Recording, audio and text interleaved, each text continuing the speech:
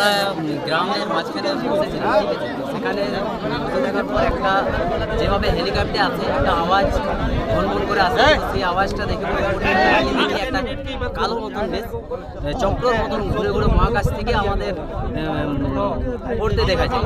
তো সেটা দেখে পরে আমরা দৌড়ে দৌড়ে আসি তার পেছনের মধ্যে দিয়ে। তারপর দেখতে পাই এই মাঠের মধ্যে একটা পড়ে আছে, সেখানে প্রায় 4 ফুট থেকে 5 ফুট গর্তের মধ্যে ভিতরে ঢুকে আছে।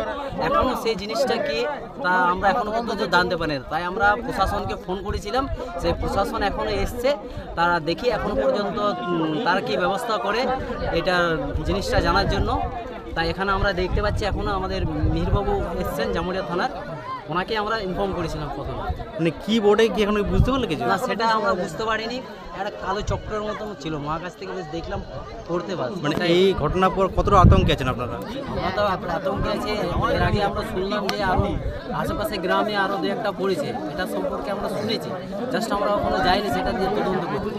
এবার এটা কি হতে পারে সেটা নিয়ে পুরো আমরা গ্রামবাসী একটা আতঙ্কের মধ্যে আছি, এবং সেটা জানার মধ্যে একটু উৎসাহ আছে যে জিনিসটা কি হতে পারে আমরা দেখতে চাই।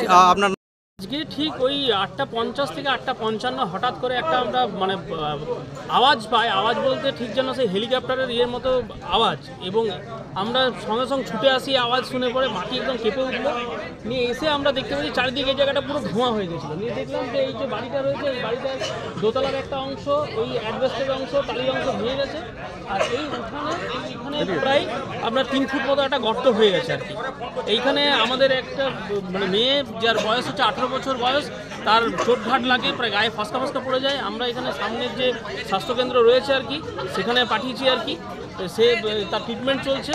আর এই ঘটনাটা ঘটার পরও আমরা আরও অন্যান্য জায়গারও খবর পাচ্ছি যে বেনালিতে বা এরকম কিছু ঘটনা ঘটেছে। আমরা বুঝতে পারছি না, যতক্ষণ না ফরেন্সিক টিম না এসে এটা টেস্ট করছে, বুঝতে পারছি না এটা কী, এটা কোনো উল্কাপিণ্ড থেকে হলো, না কোনো জাহাজ বা হেলিকপ্টারের কোনো পার্টস পড়লো, না কোনো কারখানার কোনো পার্টস পড়েছে, এটা আমরা বুঝতে পারছি না। আশা করি ফরেন্সিক টিম এলে এটা ইনভেস্টিগেশন করলেই বোঝা যাবে যে অ্যাকচুয়ালি ঘটনাটা কী ঘটনা ঘটেছে। এই বিষয়ে কতটুকু আতঙ্কিত আছেন আপনারা? আতঙ্কিত তো নিশ্চয়ই, আমরা তো পরপর শুনছি যে এই শুনছি গ্রেট ইস্টার্নে ঘটনা ঘটেছে, এই শুনছি আমরা বেনালিতে ঘটনা ঘটেছে, জাদুডাঙ্গায় ঘটেছে, আমাদের রাজারামডাঙ্গায় বলছে ঘটনা ঘটেছে, আমাদের এই ইকড়া বাউরিপাড়াতে এই ঘটনা ঘটেছে। তো আমরা রীতিমতো আশঙ্কিত হয়ে আছি যে কী ঘটনা ঘটছে, এবং এটা সত্যিই আমাদের গোটা এত বড় গ্রাম যেখানে প্রায় 1000-500 মানুষ বসবাস করছে, আশেপাশে এত মানুষ, মানে কেউই বুঝতে পারছে না। জানি না, ফরেন্সিক টিম এলে একমাত্র বোঝা যাবে যে কী ঘটনাটা ঘটেছিল বা কী জন্য এটা হচ্ছে। আপনার পরিচিত এটা একটা রকেটের মতো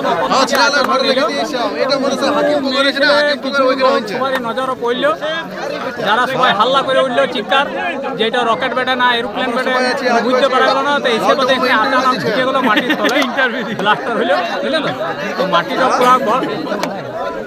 মাটিটা পুরো গর্ত করে দিলেন, এবং গর্ত করে মাটির তলাও ঢুকে গেছে।